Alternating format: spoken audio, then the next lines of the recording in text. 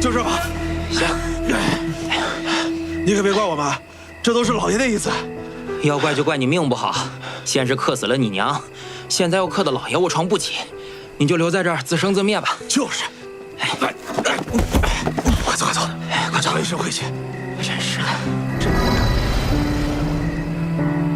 这齐老爷也太狠毒了，怎么能这么对待自己的亲生骨肉呢？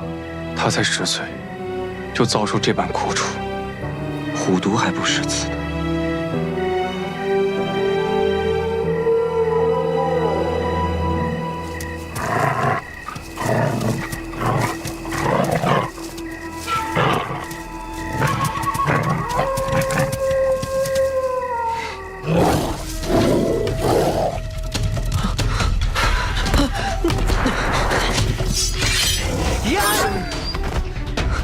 哥，别怕，有哥在。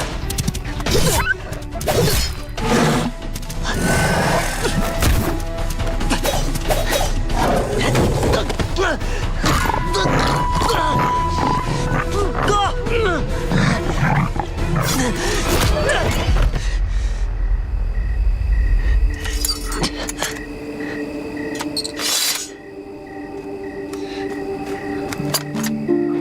弟弟，受伤没有？哥，对不起啊，是哥哥对不起你，没有保护好你。我已经跟爹说了，如果他要赶你出来，那哥就跟你一起走。哥，今天是我第一次出来，也是第一次见到这么美的星空，也是第一次看到这么凶残的野兽。外面的世界真好，比小房子好多了。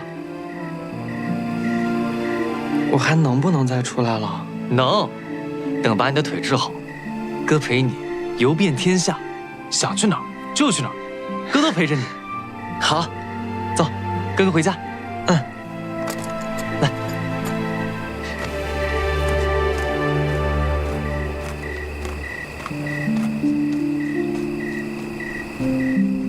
幸亏齐无极及时赶到，要不然无双就被这群狼给吃了。这或许是齐无双感受到唯一的温暖了吧？从出生到现在，从来没被善待过。这齐无极对他这么好，后来到底发生什么了？怎么好像从来没听说过关于无双的事情？走，去看看。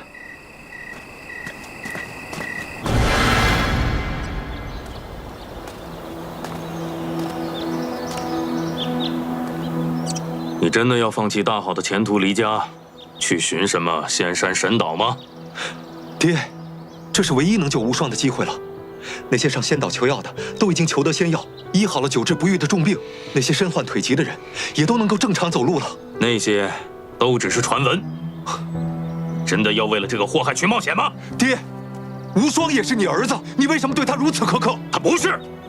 自打这个祸害降生，我们齐家就没有一天好日子。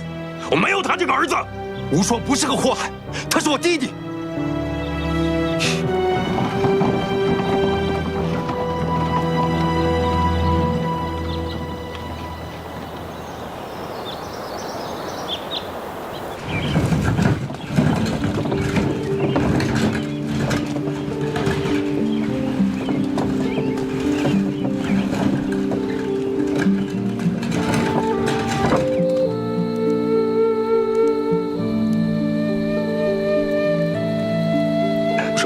饿了吧？